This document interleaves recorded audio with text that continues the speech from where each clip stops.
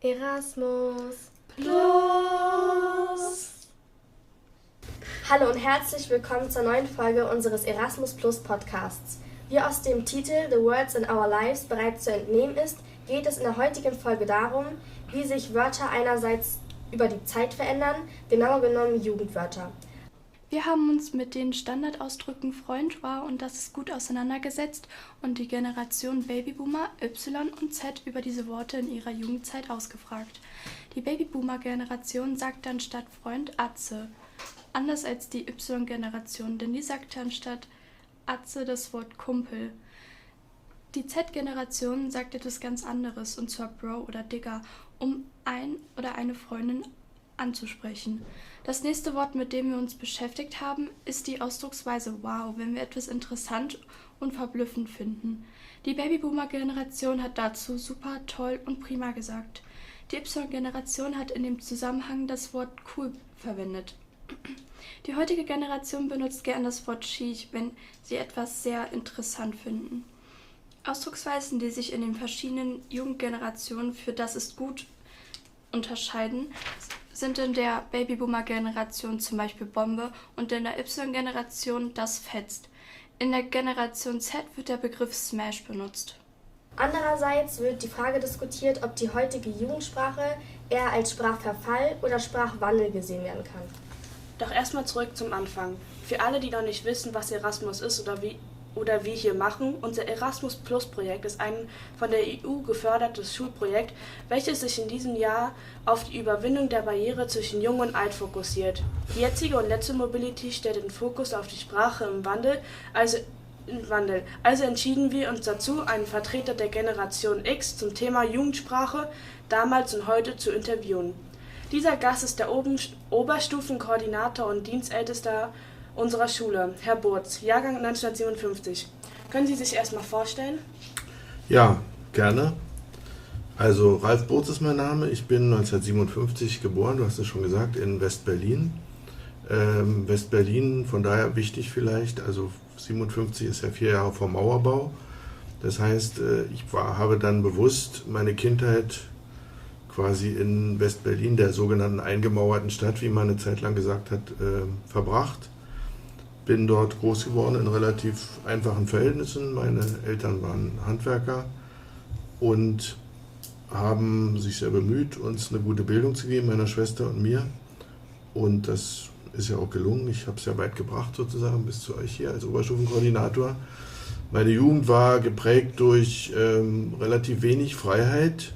Also ich hatte eine ältere Schwester, die hat mich immer begleitet nach unten, wenn ich spielen gehen wollte, musste, weil unsere Wohnung nicht so groß war, und die hat dann auch immer genervt reagiert sozusagen, wenn es hieß, nimm mal deinen Bruder mit, und dementsprechend bin ich immer so ein Anhängsel gewesen, aber ich durfte nicht alleine raus zum Beispiel, weil schon damals meine Mutter sagte, der Verkehr ist so gefährlich, wobei, wenn man das mit heute vergleicht, es lächerlich ist, was damals an Autos unterwegs war.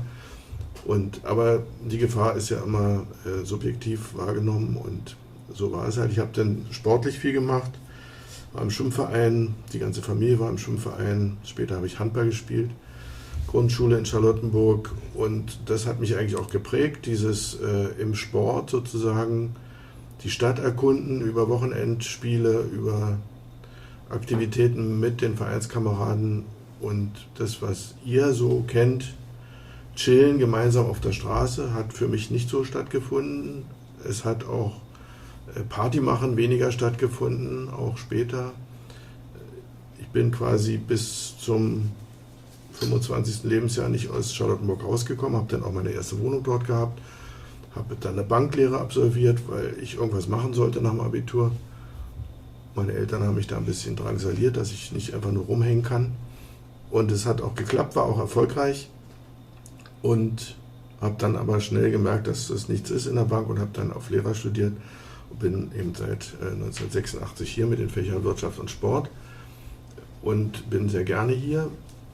Meine Kindheit, also wenn man mich fragt, war jetzt der Krieg für uns in dieser Zeit noch lebendig, wahrnehmbar sozusagen, kann ich eigentlich nur sagen, nein.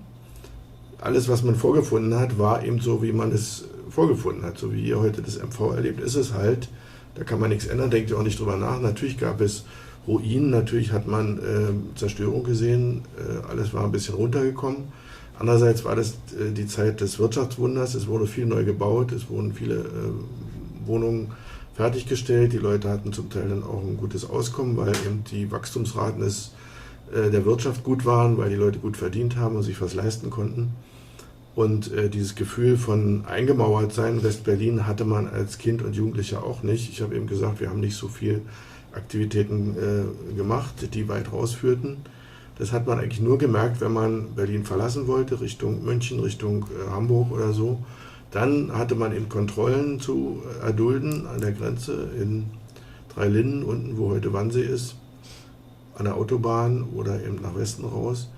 Und das war unterschiedlich schlimm. Es gab Zeiten, da war es richtig schlimm, da hat man stundenlang gewartet. Und es gab dann später in den 70er Jahren, zu Zeiten der internationalen Entspannungspolitik, wurde es dann halt besser. Und irgendwann war ja dann auch die Maueröffnung, die ich so bewusst leider nicht mitbekommen habe, weil mein Sohn da gerade geboren war und ich irgendwie mit dem zu tun hatte. Das war ein bisschen stressig. Und andere turnten da auf der Mauer rum, ich aber nicht. Das war eigentlich im Nachhinein ein bisschen schade, muss ich schon sagen.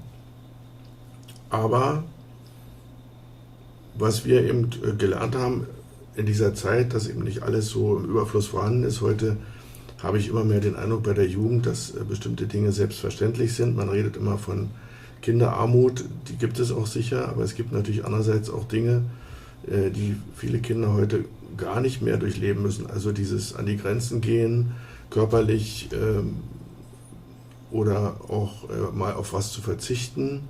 Ja, was interessiert euch noch an meinem Leben? Das war eigentlich ein sehr schöner Einblick in ihr Leben. Wir haben viele Dinge über sie gelernt.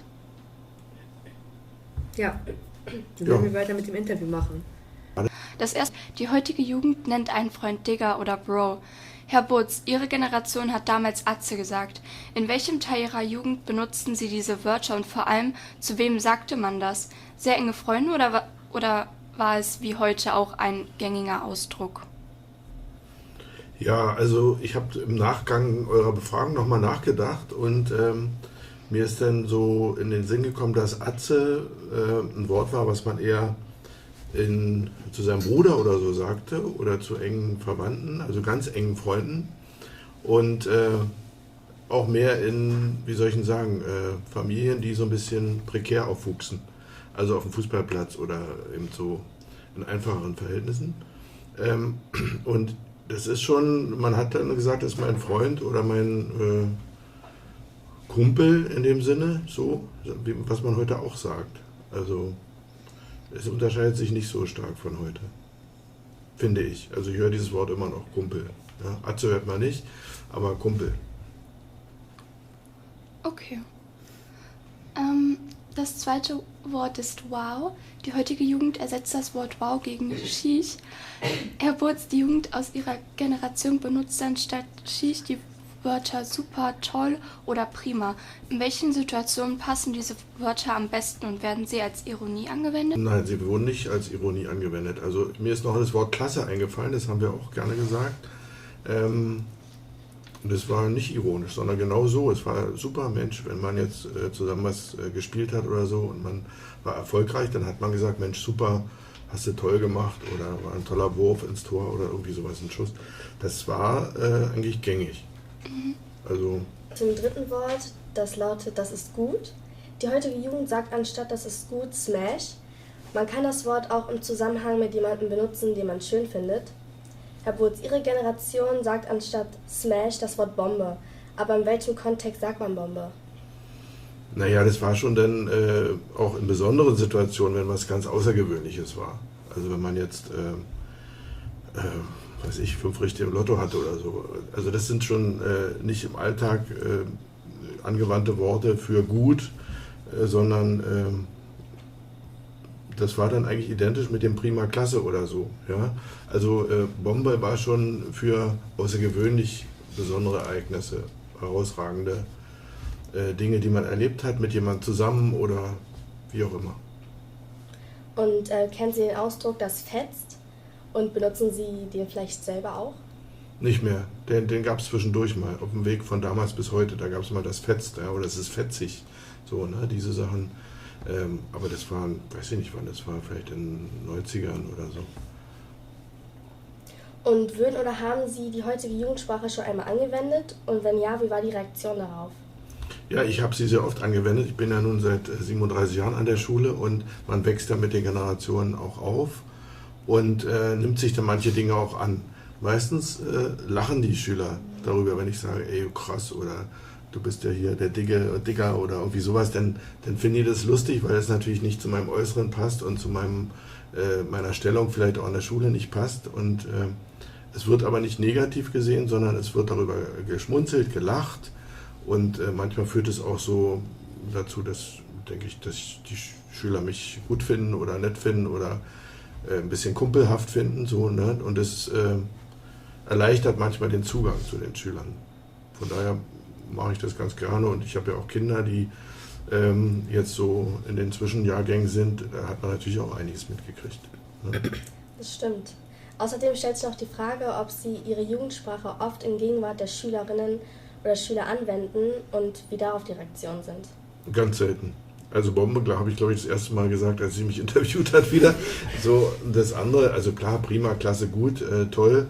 Das sagt man natürlich, weil man eben nicht die Sprache von euch beherrscht. Und das ist ja, glaube ich, generationenübergreifend ein Begriff, den man gut findet. Ja? In der heutigen Jugendsprache sind Anglizismen stark vertreten, aber diese Wörter, wie zum Beispiel Smash, haben wörtlich übersetzt oft eine ganz andere Bedeutung, als sie es in der heutigen Jugendsprache haben. Smash als Jugendwort hat beispielsweise eine andere Bedeutung als das standardenglische Wort Smash. Der Jugend wird vorgeworfen, dass diese die englische Sprache cooler finden und dementsprechend die deutsche Sprache nicht mehr wertschätzen und nicht auf die Richtigkeit des Ausdrucks geachtet wird. Denken Sie aufgrund solcher Beispiele, dass es sich bei der Entwicklung der Jugendsprache eher um einen Sprachwandel handelt oder um einen Sprachzerfall? Ja, ich denke, das ist ein Sprachwandel, der sozusagen sich aus dem Alltag der Jugend ergibt, die eben über die sozialen Netzwerke, über die Medien viel Anglizismen hören und englische Sprache hören.